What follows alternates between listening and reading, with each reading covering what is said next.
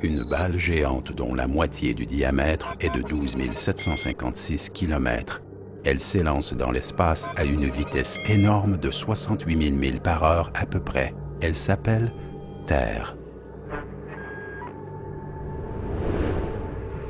Cette Terre est entourée d'une enveloppe atmosphérique de 5 couches composée d'hydrogène, d'oxygène et de gaz inerte. En même temps, elle tourne autour d'elle-même à la vitesse de 1000 milles par heure.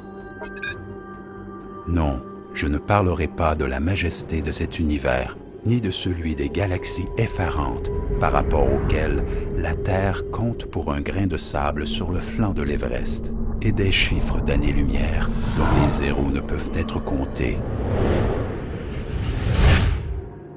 J'ai entendu beaucoup de paroles de païens dans ce monde. Ce que je n'arrive pas à comprendre jusqu'à présent est l'argument qu'ils n'ont pas foi en Allah parce qu'ils ne peuvent le voir. Je ne sais pas comment ils ne peuvent le voir, alors que moi, je vois tout le temps son œuvre, dans tout centimètre carré de cet univers autour de moi.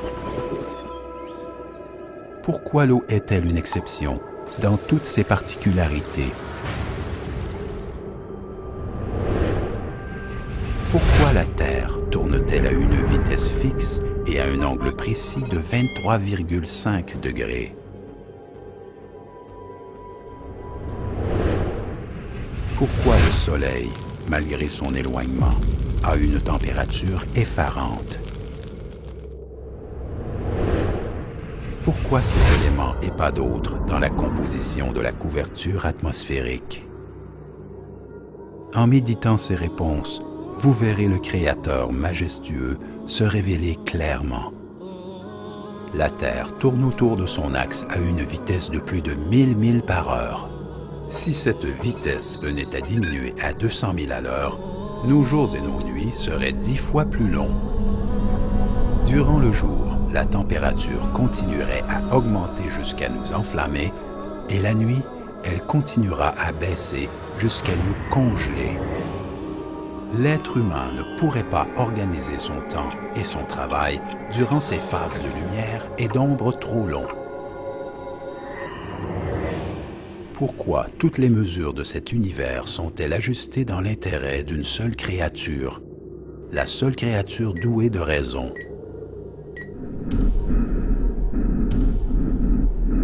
N'y aurait-il pas là un message que nous devrions percevoir? De même, pourquoi le seul liquide nécessaire à la vie est le seul dont la densité diminue avec la congélation et flotte? Si l'eau avait les mêmes particularités que les autres liquides, les mers et les fleuves se seraient congelés et les poissons et les animaux maritimes mourraient. Le Soleil, sans lequel nous n'aurions pas pu vivre sur cet astre, est purificateur et éclairant. La température de sa surface atteint 10 000 degrés Fahrenheit et sa distance à la Terre est d'à peu près 93 millions de milles. Cette distance n'augmente ou ne diminue jamais. Si elle venait à diminuer, le papier et le bois brûleraient de suite à cause de sa chaleur. Si cette distance augmentait, le froid qui en résulterait anéantirait toute vie sur Terre.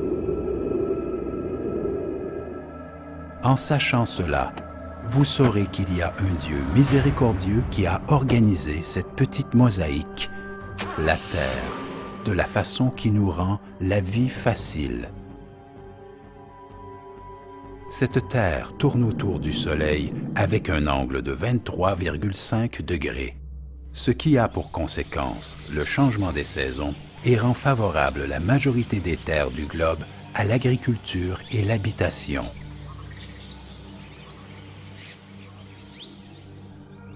Si la Terre n'était pas penchée de cet angle précis, les saisons auraient été fixes sur toutes ses parties et les deux pôles dans le noir continuellement. La vapeur des mers se serait dirigée vers le nord et vers le sud. Des montagnes de neige se trouveraient en certains endroits et les déserts ailleurs. La seule alternative à cela est que la Terre soit penchée de 23,5 degrés. Si l'enveloppe terrestre était moins épaisse ou d'une composition différente, les météores qui circulent dans l'espace à une vitesse plus rapide qu'une balle en plomb seraient visibles la nuit et brûleraient toute chose sur Terre. Ce qui est étonnant est que l'enveloppe terrestre ne permet que le passage d'une quantité infime des rayons solaires qui sont d'une importance chimique pour le développement des plantes et la suppression des microbes, et encore d'autres choses nécessaires à la Terre. La nature est-elle capable à elle seule d'organiser tous ces faits de manière précise et au moment qui convient? Cet équilibre indispensable à la Terre est très étonnant. L'air se compose de 6 gaz, dont 78% de nitrogène et 21% d'oxygène. Ces proportions très précises sont rassemblées pour convenir exactement à notre vie. Si cette vie n'était pas sous l'autorité d'une existence majestueuse et sage, comment y aurait-il eu cette force fabuleuse?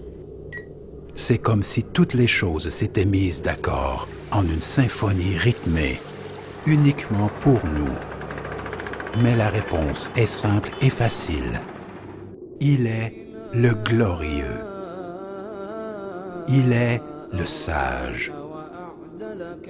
Il est le majestueux. Il est le grand. Il est le tout miséricordieux. Il est le puissant. Il est le généreux. Il est le bienfaisant. Il est le glorieux. Le professeur de toutes choses, l'Auguste. C'est Allah. قل لمن الأرض ومن فيها إن كنتم تعلمون سيقولون لله قل أفلا تذكرون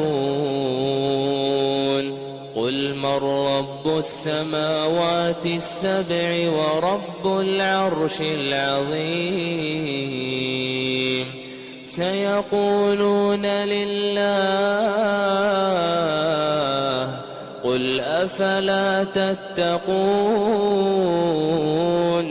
قل من بيده ملكوت كل شيء وهو يجير ولا يجار عليه إن كنتم تعلمون سيقولون لله